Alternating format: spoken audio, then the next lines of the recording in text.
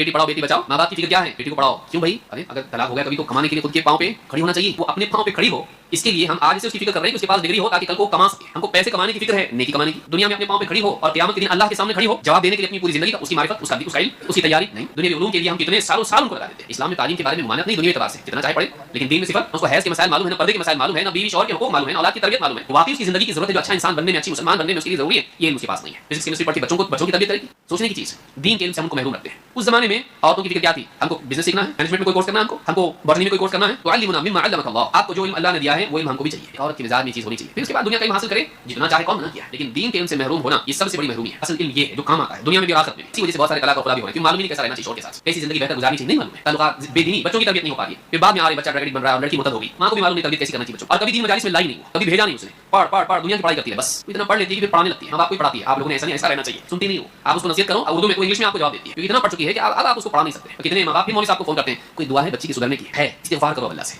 अपने गुनाहों की, उसको छोड़ो, अपनी फिक्र करो, सारा बात तुम पढ़ाने वाला है। उस जमाने की औरतों में दीन का इल्म हासिल करने का शौक था। दुनिया का इल्म मना नहीं है, लेकिन दीन का इल्म फर्ज है। तलबुल इल्म फरीदतुन अला कुल्लि मुस्लिम, दीन का इल्म हासिल करना हर मुसलमान पर फर्ज है।